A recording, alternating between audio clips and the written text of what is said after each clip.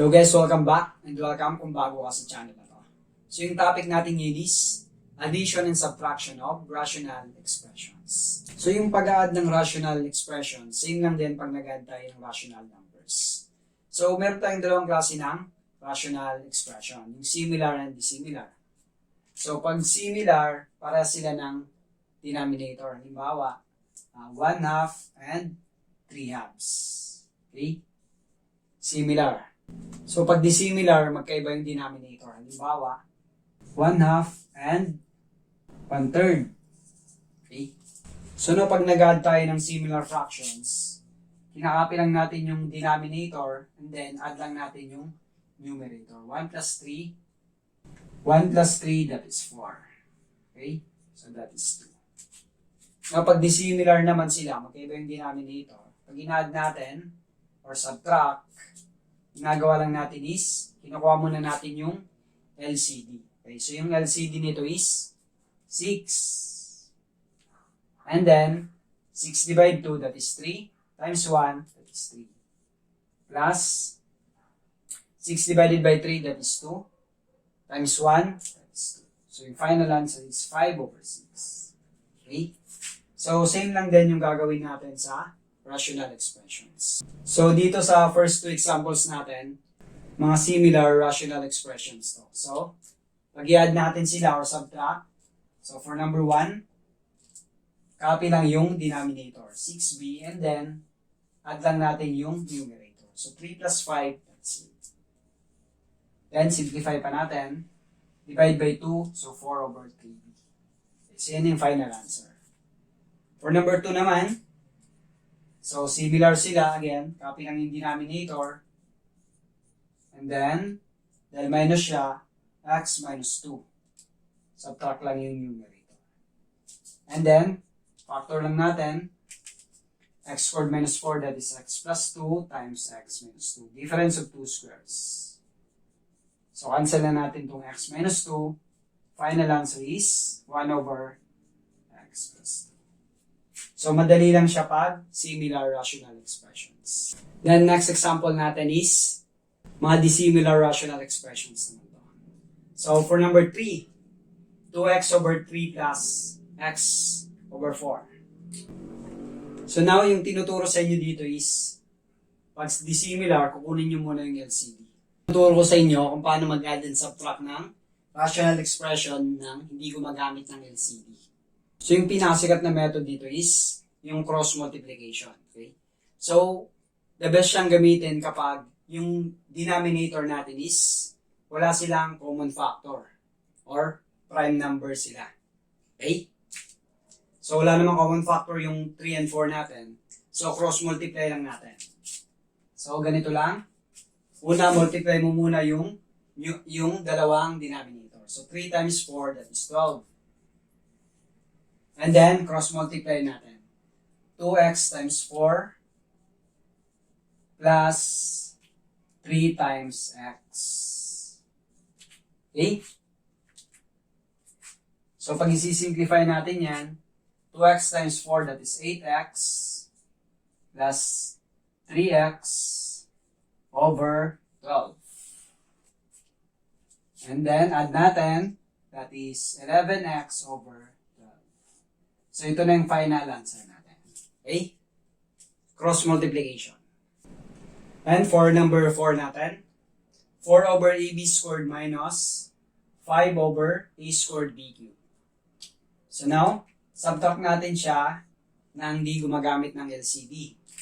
So yung gagawin lang natin, kailangan lang natin gawing equal yung denominator nila. Okay, gawin natin silang similar. So makikita nyo, meron tayo ditong a and a squared.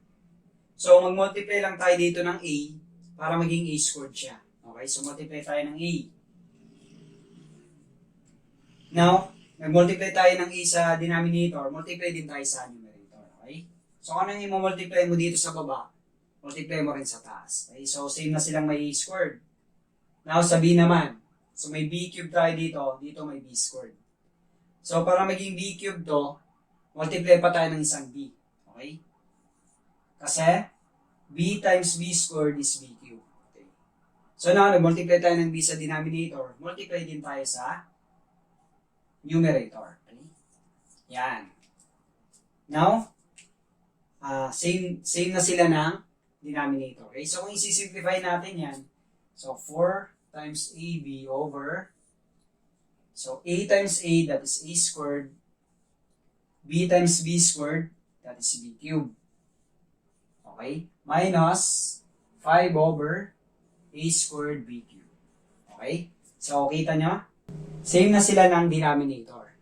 So, ibig sabihin, pwede na natin silang i-combine. So, copy lang natin yung denominator, A squared B cubed, and then subtract natin yung numerator. So, 4AB minus 5. Okay? So, ito na yung final answer natin. Okay? For number 5, 3x over x plus 2 plus 2 over x plus 1. So, again, katulad lang to ng number 3.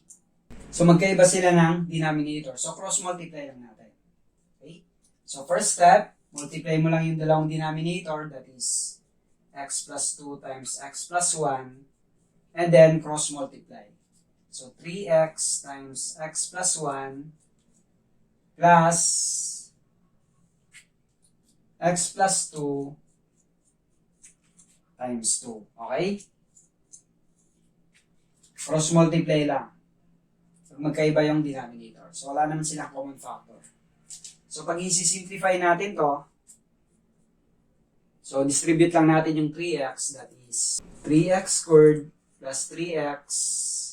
And then ito, distribute natin yung 2 plus 2x plus 4 over, so ito, foil lang.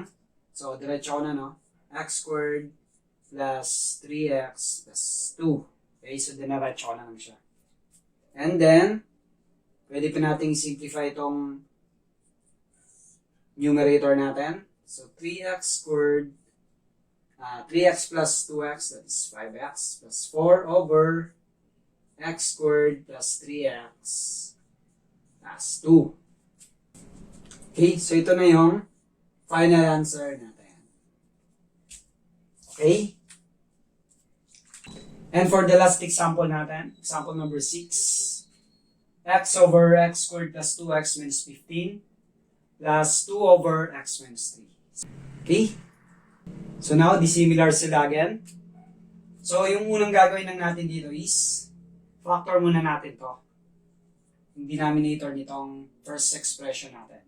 So, ano yung factors ng negative 15? Kung saan yung sum niya is 2. That is 5 times 3, 5 times negative 3. So, ito.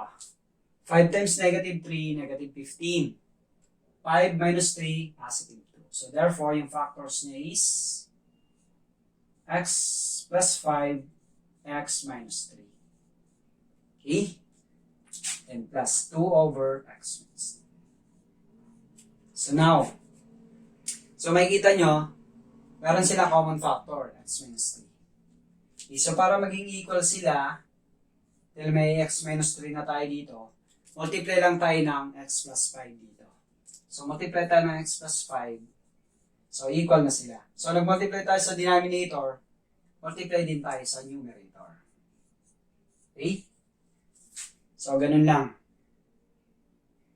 Okay? So, now, pares na sila ng denominator. Copy lang natin yung denominator natin.